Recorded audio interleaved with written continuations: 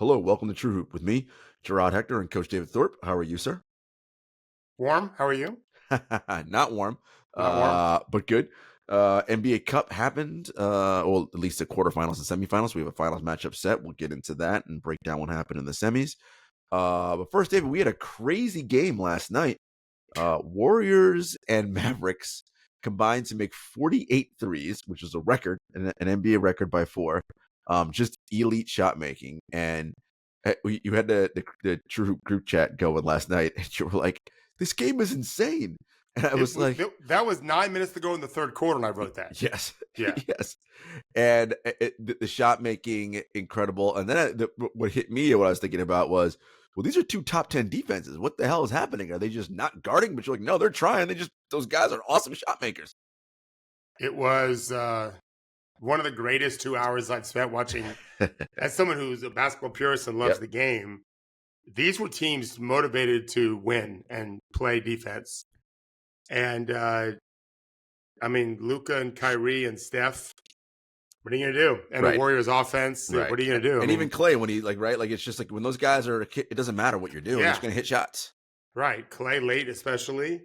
Looney started at center for the Warriors. He had 5 assists in the first half. I don't know what he finished with, but the Warriors, Cuisinart's doing what they do. Luka and Kyrie are doing what they do. And you just couldn't, the announcers were just blown away. Dallas especially started the game. Like at one point I thought Dallas might score 175 points. They couldn't miss.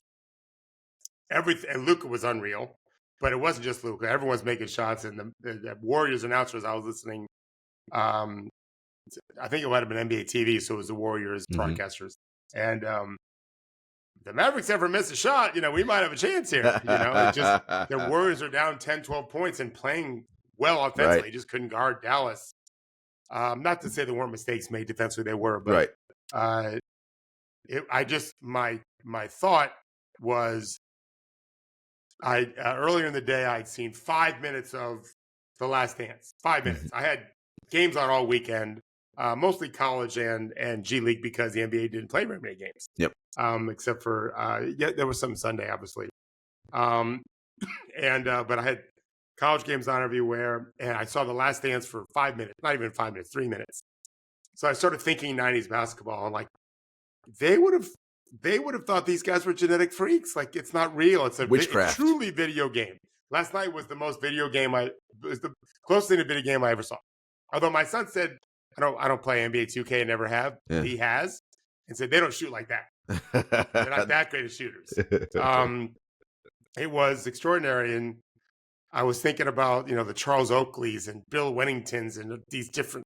Those guys can't be on the floor. What are they going to do? Who are they going to guard? No, you could. They could guard Brook Lopez, but they would have to go guard him because he's going to stand behind 3. Obviously, he didn't play in that particular game. They could guard Looney, but Looney's guarding guards. Looney was guarding Luka for a while yesterday and doing fine. Like you have to sit and move and swivel your hips. Mm-hmm. The ball's flying on the Warriors' offense fast. The Mavericks, though, are playing very, very good. Well, you've been high on Dallas for quite a. I mean, obviously, we all are. Luka is great, but you said in the last couple of weeks they've been ascending in your rankings and top 5 and all that. Yeah, and I thought it was interesting, right? So this game, in contrast to the OKC Thunder, their blitz defense on Luka and how it was effective, but also Luka just wasn't making shots, right? And the reverse happened this time, right? Well, it kind of didn't matter what the Warriors were doing. Luka was just hitting shots, and that is hitting shots, and he's such a good passer. Yes, and that is the ultimate trump card, right? So going back to that thing I said about, well, can you have an elite defense but a mid offense? And it's like, okay, but these players, because 5-on-5 and they control the ball still matters, are the trump card.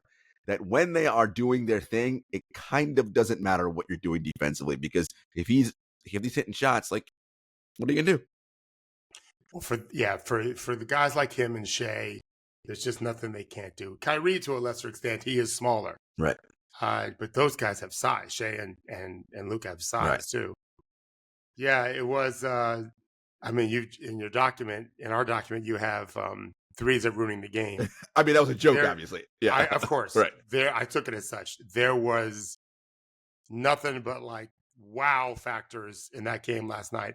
And if you tried to say no one's playing defense, you weren't watching the game. Right. Man, they were trying. Right. It just, you can't, and it was fast. Yeah. It wasn't like these teams were walking up the court. No, they're flying. Like you're scoring and you're racing back. And that's how the game's supposed to be played. I think that's an important point to mention, David. So one of the critiques that you often hear is, oh, these guys don't play defense, whatever. We know that's bullshit, and people who don't watch NBA basketball. Yeah. How much harder is it? First of all, it's already hard to guard guys like Shai, Luka, etc. But how much harder is it to guard when those guys are playing with pace and their teams are playing with pace? Harder. Yeah, it's harder. And when you're used to running up and down, that's one thing that isn't going to be an adjustment for you, as opposed to someone that isn't used to it, and then all of a sudden you have to. Both those teams play with pace, and they know who they are. I don't know if I ever sent you. There's a YouTube video I'll send to you if you want. When my son was maybe he was a sophomore. The team he didn't play a lot. He dominated JV, but we also played him varsity practice, only with varsity. Our team was loaded. There was another team in our area who both guards. Rod Strickland's son was one of the guards. Very nice. They both signed with the Big Ten. So you're talking about big time teams. Yep. Division I players everywhere. Our best player was a Big Ten recruit, and but some local video guy who's amazing, who's called Uncle Drew, actually, long before the real Uncle Drew. He's a great videographer. He captured the game and put 15 minutes of highlights. And we're talking about high level college prospects everywhere. And all you see is someone makes a bucket, they do a hero shot, and this dude's fucking racing back on defense. Our team was very good at that. We practiced that hard. I learned that from the NBA. Yeah. Like the millisecond you score, if we're pressing, we're moving forward, right, which we did often. But if we're playing half-court traps, which we did in this particular game, we're racing back. And it's just got to practice it. It's just, you score, it's over. I don't like it when I watched in the NBA, the young player kind of celebrate, absent the foul being called. There's no time for that, bro. Right. Get back. Exactly. Nothing else to think about. Exactly. Literally nothing. Exactly how I teach it.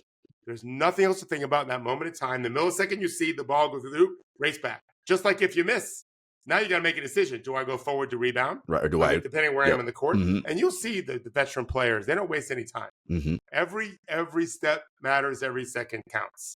And so in that game, as I'm watching the game, having watched college all weekend and G League, I saw two teams absolutely interested in winning the game and just didn't know how to stop the other team. They just I hope they missed. Yeah. I mean, and these are the best players in the world, right? This is what you're going to get. And sometimes that is the only thing you can hope that they miss shots.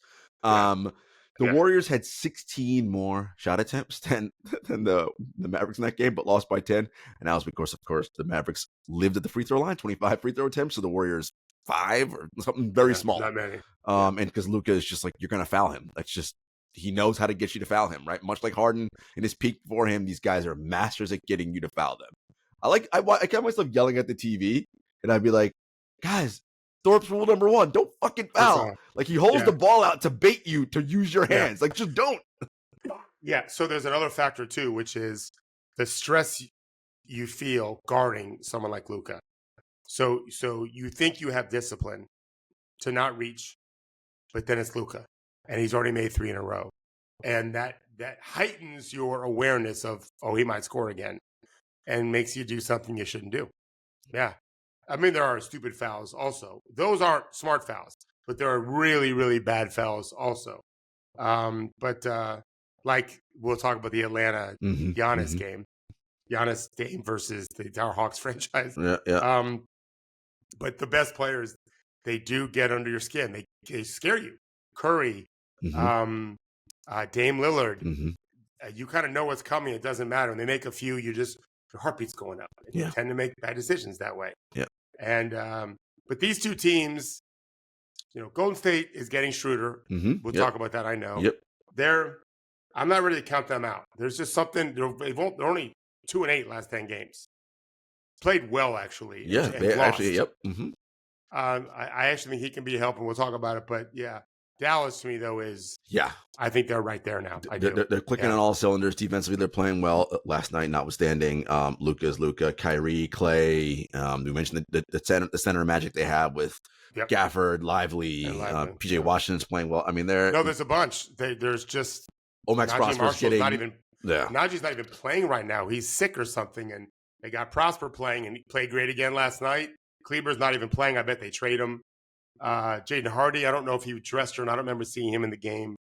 But they kind of know who they are. And Luka feels there's something going on. I think he feels like, okay, this is my guy. These are my guys. It's like, you gave me athletes. Thank you, Nico.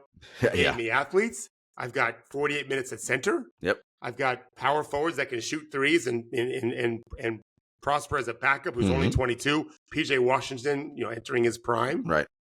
I got Kyrie. Nice. Yeah. And that's a whole separate thing. Yeah. Right. Oh, and so I'm glad you mentioned Kyrie, though, because there's a couple of moments where Luka's spacing wasn't great. Kyrie had the ball, and Luka's spacing wasn't great for a moment, and then he would kind of scurry away. I think he was just like, hey, I'm going to go watch this cat cook. Oh, shit, I got to get out of the way first. Yeah.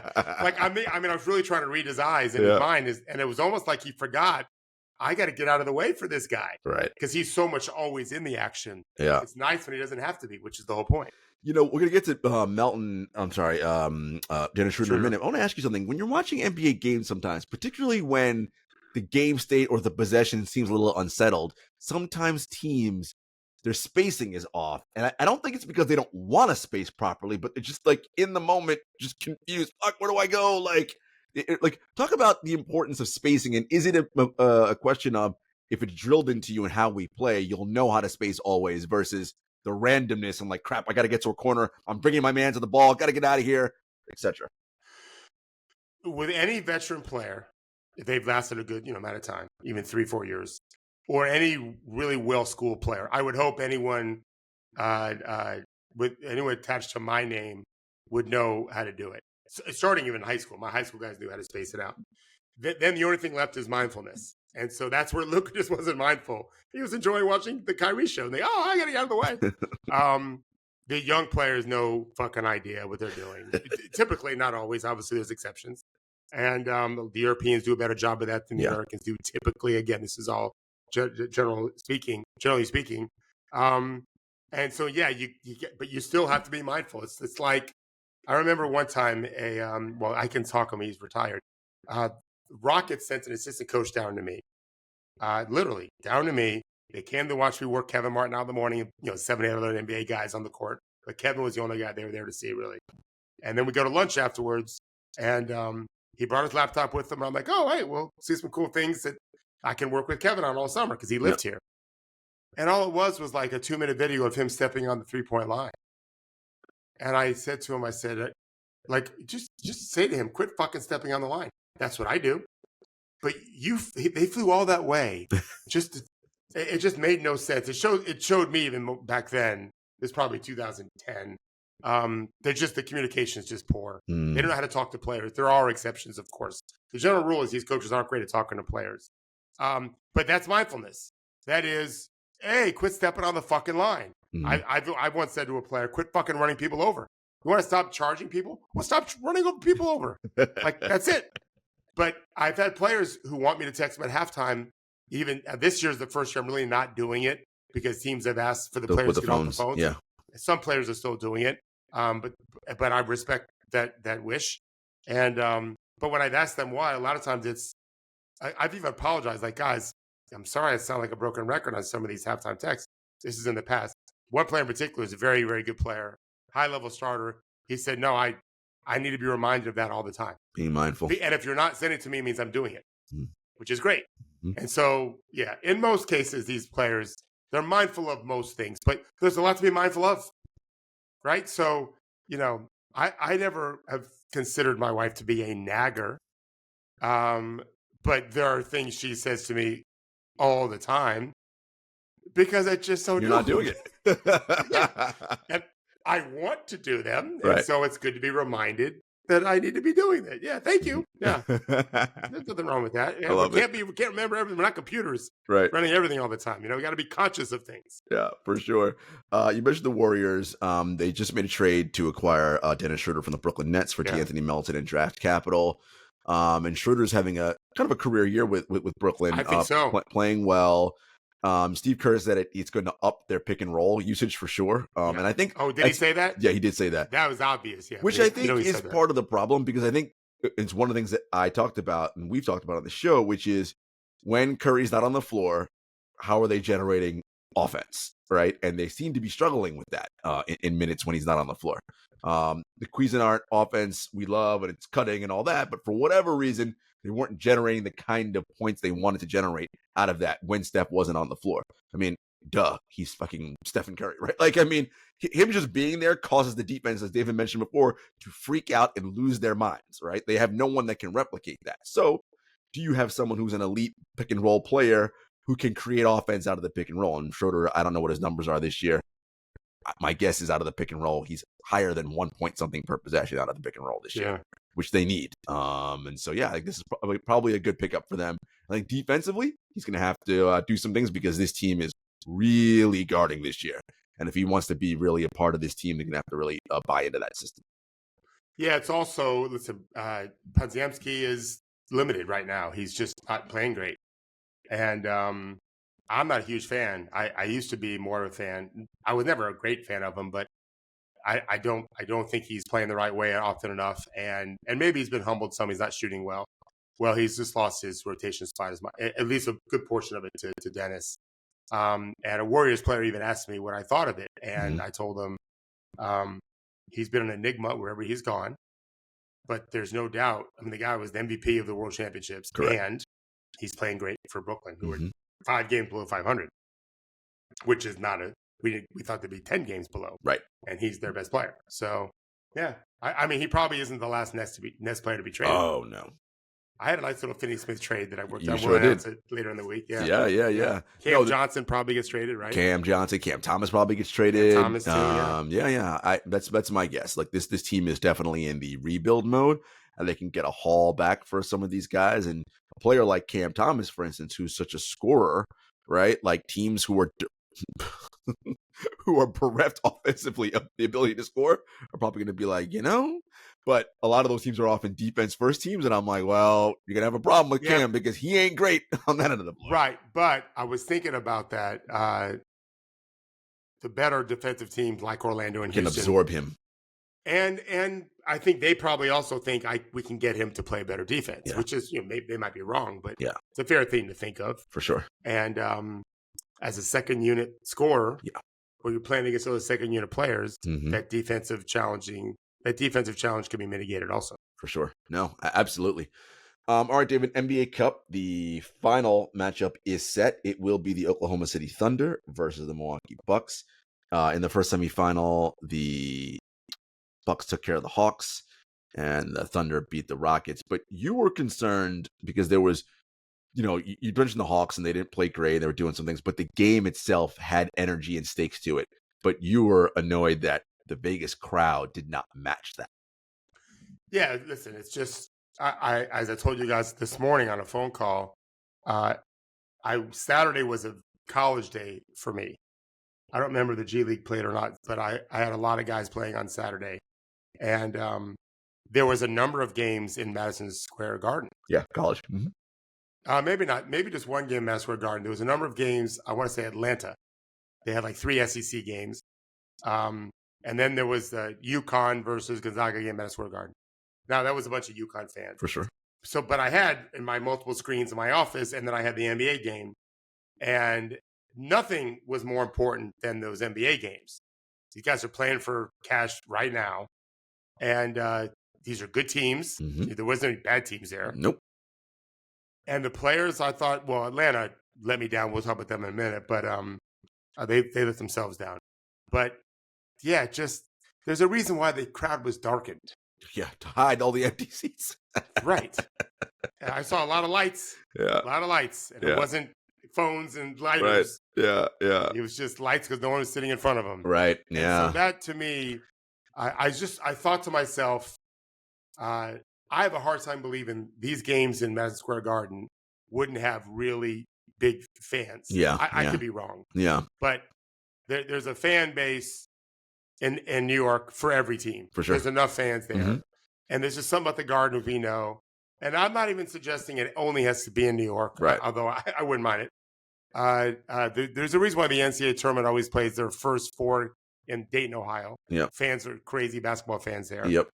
I just think the games themselves are not a letdown. No, I think you and I can agree 2 they years were in a row. outstanding.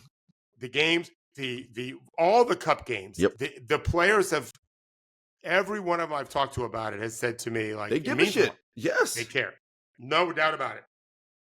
So we need to come up as the NBA, because in separate from gambling, the people watching it need to feel that, in my opinion. I agree. And so I ended up just turning the volume down because there was no point in listening to the fans. They won't do anything anyway. Correct. So I don't know what we do, but I'd like to have a better. I don't want to go overseas or anything either. Oh God, no. I don't want these guys to travel a bunch. No. And before I forget, I didn't say this when we first said hello today, but like, I could show you my Monday calendar. I got no games. G League's got a few games tonight, nothing I'm tracking. Yeah. College is pretty much done. NBA, nothing. Wednesday, NBA is dark also. Saturday, the NBA was dark except for 2 games. Yep. A lot of teams played last week, and then we're off 4 days. Yeah. This is a nice 10 or so day break of just a couple games. Yes, it is. Where I don't know if this is intentional, but it's a very good thing, I think, for the league. These games coming up at the end of December, beginning of January, should be pretty spirited. Yeah. Teams will be very rested, except for the few teams that have been playing. And even then, they're not playing that much. It's gonna, especially leading into the NBA's biggest regular season showcase, which is the Christmas Day games, right? Which is when the casual fans tune in. So you have this nice mini break before we get into Christmas Day games next week. So I think this should all play out well. And then 6 weeks, and then we're All-Star break. Correct. So it's that I we don't like the 82 games, but I like this part of it where our guys aren't taxed so badly. Yeah. Going into February, and then it's playoff race. As you talk to players, as do I, the ones who aren't in the NBA Cup are, of course, angry they're not in Vegas. But they're like, as a consolation prize, it's not bad that I've got 3 days, and not even like 3 days that like we're going to do anything. 3 days we can practice. And like, right? Well, like they'll take a day. Yep. They'll take 1 day fully off. Mhm. Like most teams won't do anything today. They'll practice Tuesday, Wednesday, because they play almost Thursday. all. Some play Thursday, some play Friday. Mm-hmm. And so, it's more normal. Better for our bodies as human beings for that to happen. Got that right. All right, let's get into the games. The first game was Bucks Hawks. Look, the Hawks, they made it a contest in the second half. It was 1 possession game, I want to say late. Very late.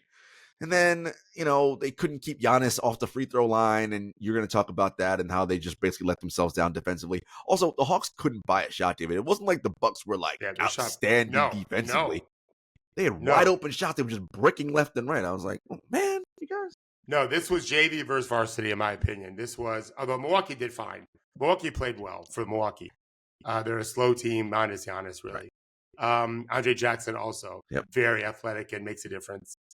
I was very disappointed in Atlanta live. I was more disappointed watching him this morning on Synergy. Total lack of urgency from the get-go. I think the score was 3-2. Andre Jackson made a great steal around the top of the key. Here comes Milwaukee going the other way, 2-on-2 break. Jalen Johnson's in the right corner for Atlanta. Just couldn't have been less interested in getting back. And I like Jalen Johnson. He's playing well. But that, I would have called, if I'm Quinn, I'm timeout. Like, are you fucking kidding me? No racing back, no urgency. What are we doing? If they didn't have a definite, it wasn't like someone jumped in the passing route, had a dunk, and you couldn't even react. I had to rewatch it a few times and think, did I miss something? Why did he think it was a whistle that blew? So I thought Atlanta didn't appreciate the moment, the level of urgency that's required. And I mean, Trey has played in these playoff games before. DeAndre Hunter has as well. Capella has. O'Connell really hasn't. I like O'Connell. He didn't do much in that game. But in general, I thought Atlanta really missed an opportunity because I thought Milwaukee was very beatable. Yeah. In the game.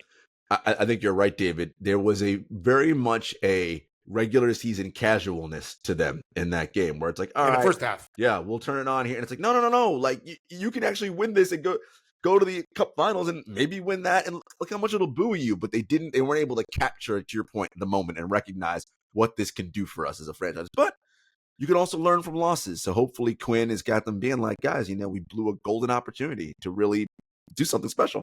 Well, yeah, there's never, as someone who's in the business of teaching, it's almost never the case where there's a teachable moment. Okay, and now it's in our brains forever, as we were talking about with mindfulness from before. We all forget stuff. You know, we all make the same mistakes frequently. But there's absolutely a reference point that he can use going forward in any game, whether you think it's going to be a letdown game because of the schedule or a team is playing better than you guys realize. There's a reference point for Quinn to say, guys, we really laid an egg in the first half against Milwaukee, and we're embarrassed for it because we really could have won that game. Yep. And absolutely been able to play with OKC. Although I would have favored OKC as much as I'm favoring them now. Yep. And so you hope that they make that mistake fewer times going forward because they're a talented team. Yes. Yeah. Especially for a team like Atlanta, who, you know, I've been down on, you've been down on. We like what they're doing right now, and we're like, okay, they're starting to play better. Maybe trades, you know, as David always says, you can have the opportunity to grow and mature and get better. Yeah. You know, this was really something, again, that they really could have used to their advantage point. So again, we hope that Quinn and those guys are able to really recognize, all right, this was on us. Like we shit the bed here and really could have been better in that first half. Well, and just to finish that thought too, well, you mentioned this, Jarod, about the fouls on Giannis, who took 18 free throws, drew 11 fouls. Yep. When you are lacking urgency or physicality, and people like Quinn, I'm sure, are saying, you got to be more physical. I didn't have the audio on. Oh, I have to get to that point. Don't let me forget. Okay. The coach's screen. Okay. Oh, at the side, whether yeah. Yeah, we'll get to that in a minute. Okay. So I'm because I have the audio on. I don't know what Quinn is saying in the huddle, but I can guess. And so what happens is when you suddenly are being challenged to be more physical, well, you start being more physical. But the way it manifests itself in this game was fouling. Just putting your elbow in Right. Giannis's sternum, right, or your shoulder. That's a foul. Yeah. Like you're not masking. That's not physicality. Right. That's fake toughness, we call it. That's what we call it. Yeah. It's fake tough. Yeah. All you're doing is giving them 2 free throws or increasing the chances that they're going to be shooting 2 free throws soon because you're putting them in the bonus sooner. Right. That's not real physicality, in my opinion. The whole coaching thing, Jarod. I don't know why the network hates us. They hate us. And this has been going on for years. I've complained to you about this during the combine, where we'll have 10 guys playing for their lives to get drafted. And you anywhere. got some coach box talking nonsense. And it could be someone on the bench, which is bad enough as it is, but they'll have someone else, and they have to show the screen of the person standing still talking. We don't need to see or that. sitting down talking.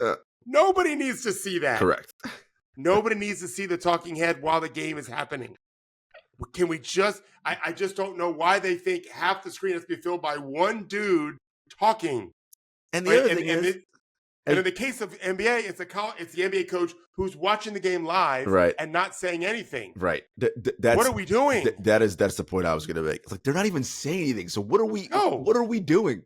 It's the normal platitude. Oh, it's like, come on, man. You know they're not going to give us anything. Fine. If you think that audio is necessary, give us the audio and just keep us showing the game on the full screen. Of course. Just you can easily put it on the top, Quinn Snyder mic'd up. Right. And have it blinking so you know Quinn Snyder mic'd up live, so we know it. Right. But we just want to watch the game. We just want to see the game, which is all I scream all the time.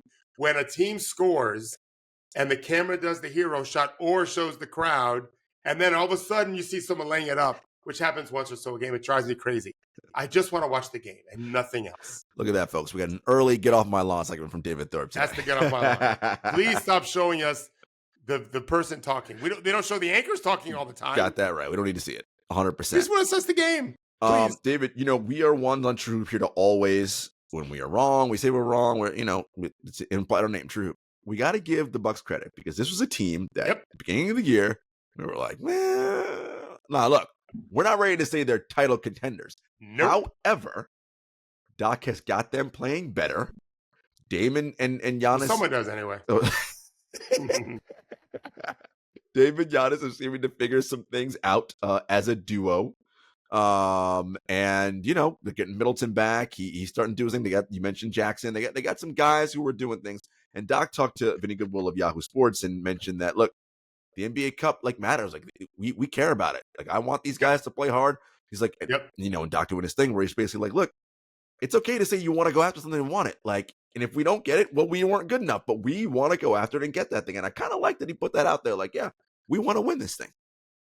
Yeah, I think, listen, these guys care about winning, period. They're competitive dudes. And so we talk about mindfulness. Well, part of mindfulness is knowing when to really turn it on. You're hyper aware. You know, LeBron and many players are famous for shutting their phones down, shutting social media down, come playoff time, whatever. That's to increase your level of focus and paying attention to little details. And so I don't know that Doc has done a single thing for that team. I don't know that he hasn't. Right. They're playing better. They He are. deserves the credit. Yep. No, I don't know who else to credit. Right. Giannis deserves a lot of credit. For sure. Dame deserves a lot of credit. For sure. He is playing Andre Jackson. I did not think Andre could play, but he's so athletic. His vote is so good. Found something. I think it's good to have him out there, and he'll get better. Yeah. Now, do I think they're close to OKC? I do not. Oh, no. And look, we'll get to see it. So let's talk about OKC and the Rockets. Yeah. Boy, defense ruled the day in that one, man. Talk about two teams that can get after it and guard. David loves to say, well, they were playing rugby and football off the ball. And I know for a certain segment of fans, they like the physicality and like that refs don't call every ticky-tack thing and slow the game and allow these guys to be physical. And David, there is something about that. Like, you know me, I'm an offense guy, right? I love guys who shoot, blah, blah, blah, all that kind of thing. However, it's already hard enough to guard these elite guys. You can't let them have everything, right? As a defender, I have to be allowed something because everything is slanted in their favor.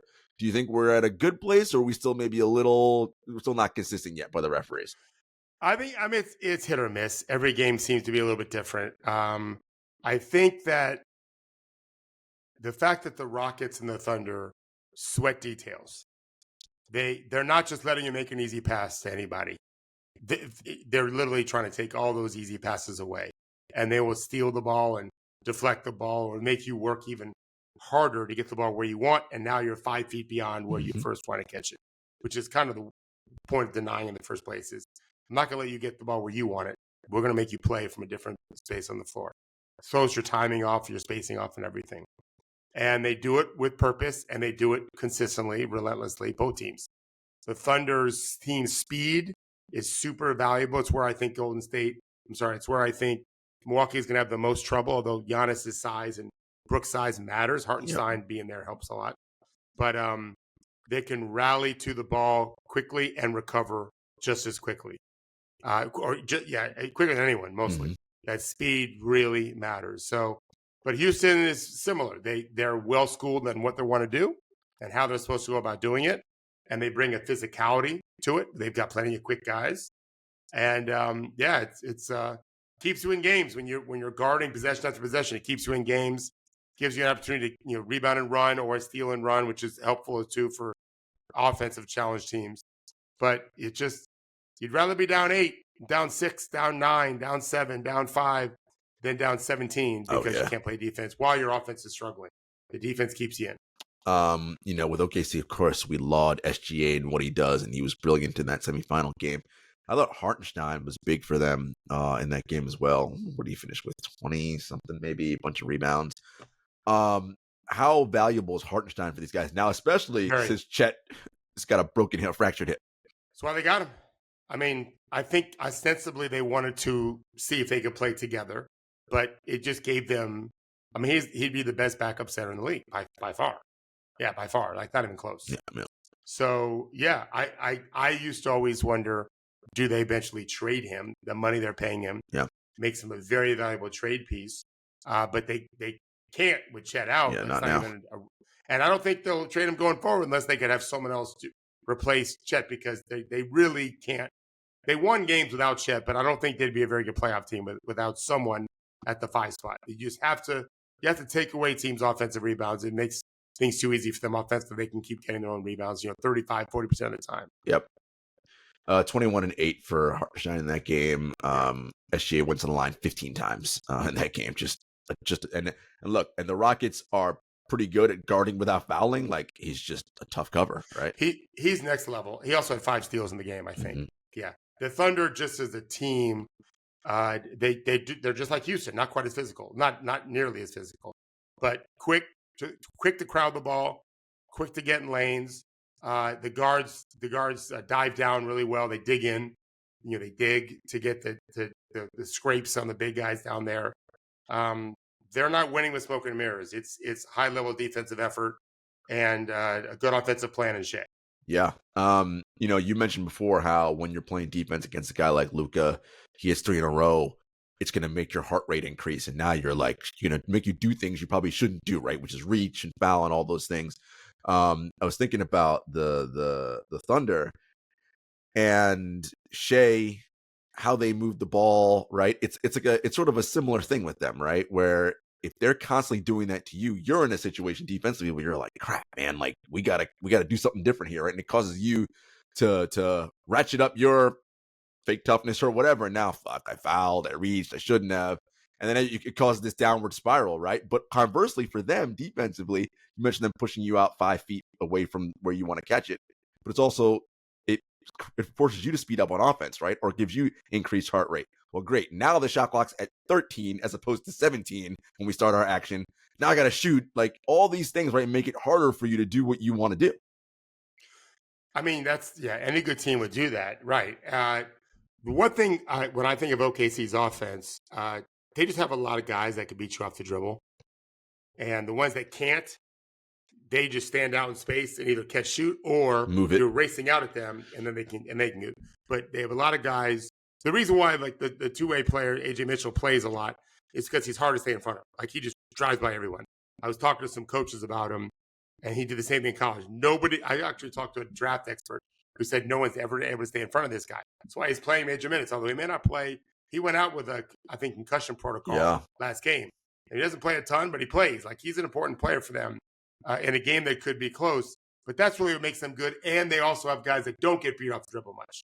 So you're not playing a lot of man advantages against them, and they're getting a lot of man advantages against you, and they have Shai. So he's always going to get the second guy potentially coming. And then the wheels are, they're all in rotation from there all the time. Right.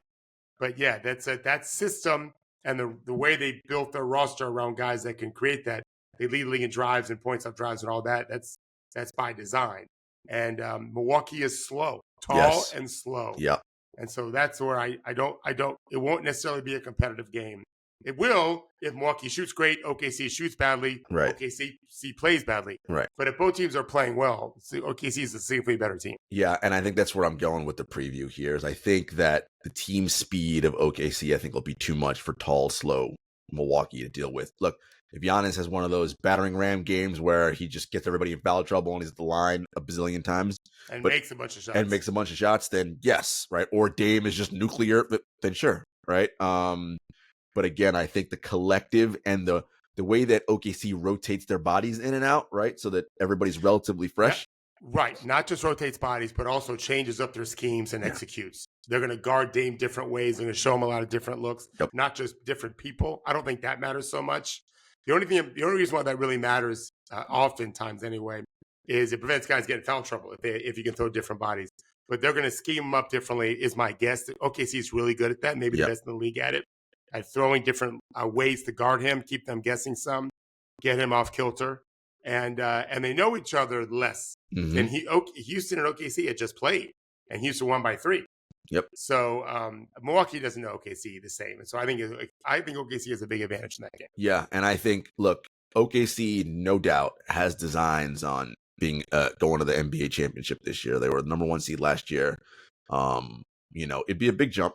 So I think that this is a big win for them, or potentially a big buoy for them. And if they win this cup game, this just cup championship, it'll give them another reference points, as David often mentions, to when they get to the playoffs in April, May, June. All right, guys, we know the urgency. We know what needs to happen for us to get to where we want to go. All right, guys, we'll be back after a brief commercial break. Okay, David, Joel Embiid, injured again, has a sinus injury, I believe. I don't know what the prognosis is for his return. Sinus injury, it's not a cold. He got caught an elbow or forearm from Matherin. Correct. Got hit in the nose. He's got a bone issue. Yeah. David, this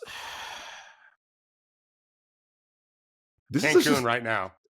Right? This is just a sad situation. Like, it's not even like, oh, Phil. Like, I'm just like, guys, I legitimately do not know how many games that body has left in it. I don't know. Like, if some sports scientist did a whole bunch of tests and was like, you got about 50, that wouldn't shock me. I'd be like, yeah, sounds about right. I just, And I don't know what you do right now if you are Philly, although you have a brilliant idea that you think what Philly should do.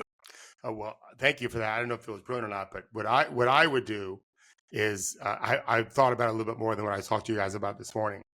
I would tell Joel. So today's December 16th. Mm-hmm. I say, Joel, we'd like you back on March 16th. I want you to spend 3 months doing absolutely nothing. Just go wherever you want to go. Bring whoever you want, family, friends, and just hang. Get out of cold weather. Mm-hmm. Warm weather seems to be good for our bodies. Mm-hmm. Go swim.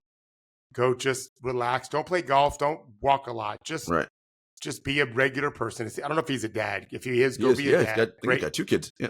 Go, be around. If you want to stay in Philly with your kids, that's fine. But you can afford to homeschool them wherever you want to go for a few months. Get away, see the world, but mostly from the comfort of your own bed and couch. And give us 3 months to research 3 different incredible healers. And we're going to send you, when you get back, we're going to tell you, hey, don't even fly here. Here's the next place you're going. And now we're going to start trying to heal you with and prevent it going forward. But the goal would be to bring you back by this time next year. If you can play before then, great. But if you can't, it's okay. We don't expect you to. You're not going to touch a basketball for a long period of time. We just want you to be able to live without pain, move freely, fluidly, and we're just going to bite the bullet until then. Yeah, that's what I think. I other than that, I don't see any positive thing happening for him or them. I agree 100%. Like playing right now, because again, all he's doing is getting himself to a point where, okay, can I play with this level of pain? It's all he's doing, right? He's not actually getting better in any of these scenarios. Can't be. Right? Can't be getting better. I watched him play his last game before he got hurt. And I noticed him a few times, but I also did notice him a lot. Like there's just clearly lots of things are going wrong. And you need to stop just expending money you got to spend the money on him either way. You might as well spend it and let him just go heal. Just get away from basketball for a long period of time. Because the reality is, where you guys are right now, Philly ain't winning nothing. Like that's just not it's just not happening. Like it's very clear. Like we're already 20 something odd games into the season. Like no, this is not a thing. It's not working. So instead of compounding it and making it worse, because again, if you do the whole, all right, let's let them heal, get back, whatever, all you're doing is tacking on more miles and more potential for injury. It's for what? For something that's not going to happen. You're not going to be good enough to play and win this year. That's just not a thing. So why not? Let's do what David said. Give you 3 months off. Let's research the best healers, best medicine guys, sports, all this stuff, and then get you to peak optimum ability as best as those people can. And then we try to go from there and see what we can do. Right? Versus what we're doing now. Because it's like when you try something and you keep doing the same thing and it's not working and you're like, well, let's just round it up and do it again. It's like, guys, we have evidence that tells us this doesn't work. Let's do something different. Why not? Because ultimately, what do you have to lose? We're already losing as it is. So why keep doing what we're doing? Try something different. I mean, the guy, he was always diving on the floor. His heart has been great in terms of competing to win at that high compete level. And it's just his body is breaking down at an age where it shouldn't be. Yeah. So try a different plan because this one's not working. Yeah. So hopefully, and look, the problem, of course, with a plan like that is that people's jobs are on the line, right? Namely Daryl Morey and Nick Nurse, right? And so can they sell Josh Harris on that idea, right? And that's, look, here's the thing, right, David? Like, ultimately, that is your job, right? Like, if you work for, I don't know, Microsoft or whoever, some other company, and you're a high-level, high-ranking executive and you want to do something that is against the grain, but it is your job to sell the CEO on that, right? That's what you got to do. That's why they pay you a shit ton of money. Sell him on why it's a good idea. Do the work, right? Like, and have the whole plan. Here's how we handle it from a PR perspective. Here's how all the different things. Do the work and sell them. I don't know. I just, to be fair, we have no idea. Correct. Daryl hasn't, right. I having dealt with some billionaires that own teams, they're a pretty belligerent, arrogant lot that I once argued. I think I've told the story. I argued with the Kings owner about DeMarcus Cousins, and maybe I haven't told the story. He was just like, DeMarcus and George Karl were having problems, and he was just saying, I run these billion-dollar companies. I mean, literally said that. I'm gonna. Maybe he texted me. I don't remember what it was, but it was it was either calling or texting of, I'm just gonna tell them what to do, and I just, responded with, sorry, you have no engineers at your firms who can call a press conference and have anyone paying attention. Like, it's just a different world. And we all know how it worked out in DeMarcus in Sacramento with George Karl too.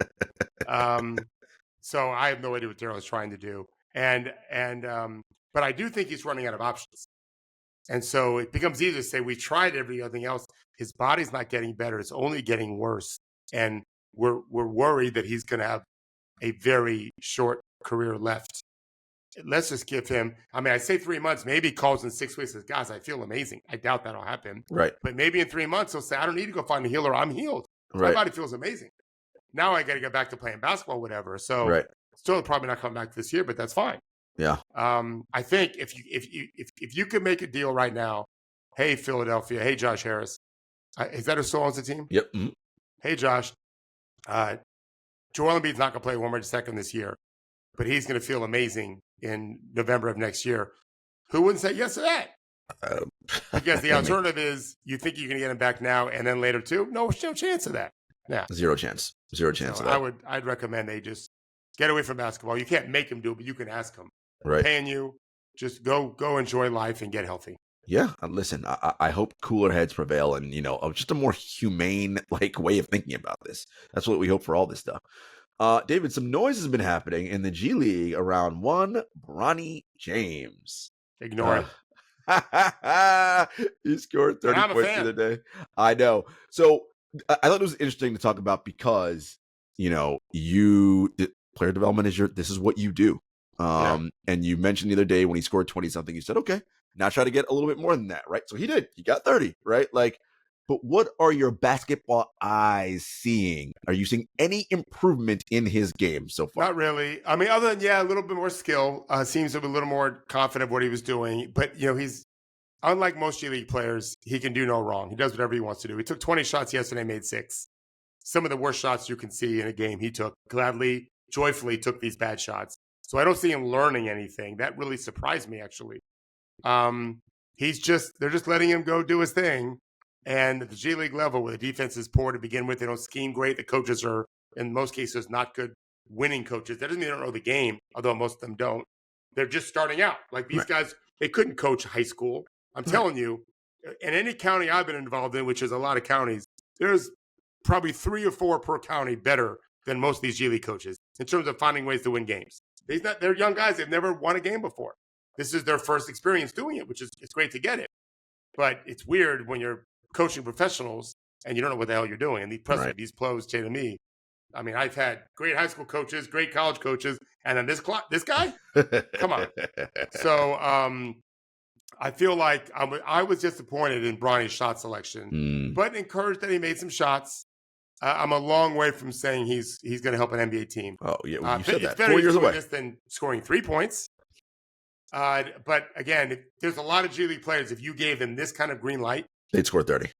And that contract, they would score a lot of points. Yeah. So we got a ways to go. Yeah, in my opinion. See that, folks? That's what David Thorpe is here for, to sober your expectations and say, guys, it's great, but here's the reality, right? Not better than scoring 3, like I said, but we're not. Yeah, I'm not spiking any ball and calling touchdown. And I like the guy as a player. I think he's got talent. I also don't like that he's not passing the ball very much. I think he's a good passer. I thought he was in high school. I think he had 2 assists yesterday. I don't know what he had, the 30-point game. He's just trying to score.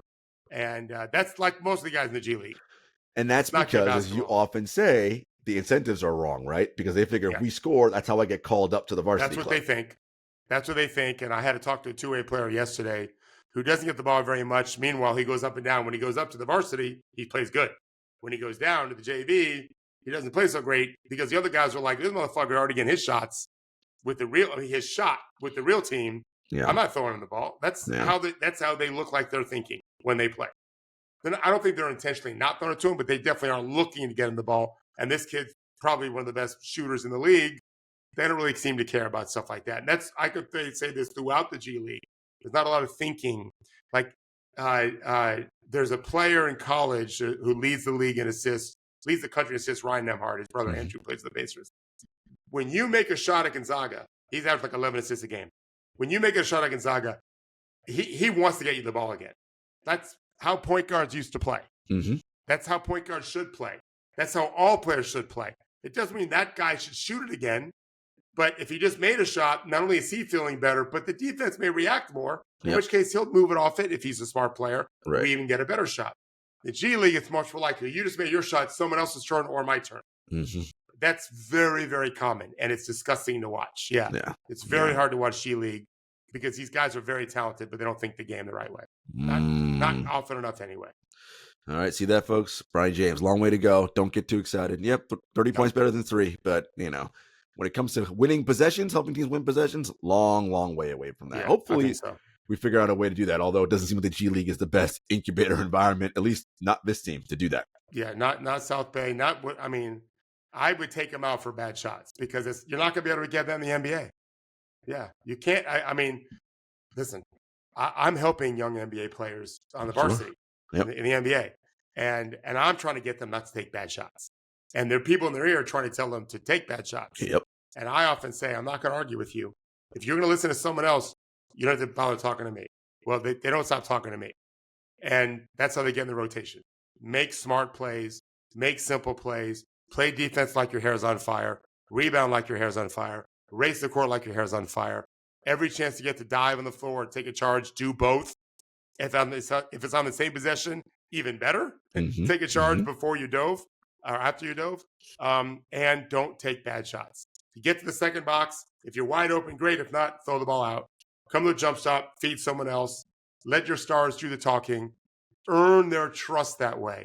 Mm-hmm. And I had one young player who's having success doing that. And he said to me on the phone yesterday, I can feel my teammates respecting me now. Well, yeah, because you're not playing like you're shaking, your head's cut off. Like you're playing the right way. This is what we talk about. The game has a fluidity to it, a rhythm to it. And you're not that guy to take a bunch of shots. So don't be. You're not good enough anyway. You're not making enough. Cam Thomas was. Right. That's to his curse, actually, when he was so young, is he couldn't really make shots. Jaden Hardy, same way. For Dallas, they're very similar players. Chuck. Most teams don't look for that. The Jordan Clarkson role in a young player. Right. And you're not as good as Jordan was when he was in his prime. Right. And so you got to find other ways to contribute. Bronny needs to be knock down shots. Do whatever you want in the G League, that's fine, but take good shots and work on the other things so that you can earn rotation minutes for the varsity. That's how you really make your money anyway. And ultimately, what David is saying is that you got to have a plan. It's not just showing up and doing what the fuck ever, right? Like, what is the plan? And it doesn't seem, again, I don't know, because I haven't talked to anybody over this, so I have no idea. But for me, I'm like, I don't know that there's what is the plan here? Like, what is the structured plan for to Bronny? make I think he's thinking about scoring, and he's better at it than he used to be, and so that's almost like a drug. But it doesn't project. It's like the two-way players that I work with that are with the best teams. They know I can't be doing this on the JV. I'm gonna try to score 30, right? But I can't be doing that for the varsity. And then when they really get to a certain point, they realize I don't even care about the JV scoring 30. I'm just gonna play the right way. If these knuckleheads don't want to throw me the ball, that's fine, because my boss knows. Right. I know you've seen me score 20 a game when I needed to. Now that I proved myself, and on the varsity level, I'm a stable player, and we have good players. What's the guy I just saw play? The Pelicans have a guy that's playing really well as a two-way player. I just forgot his name. He's good. He scored double figures like every game. So he's scoring, but they're the worst team in the league. Yeah. So most two-way guys don't have that luxury of being able to think they can score at the next level too. Right. But you got to fit in, right? If you don't, then the big superstars are going to be telling the coach, "Don't play this dude. He just wants to get his shots." Yeah, that's how it is. You got to impress the superstar, not just the head coach. All this knowledge you're getting here, folks. Only a true hoop, but you get stuff like this. All right, guys. We will see you later on in the week.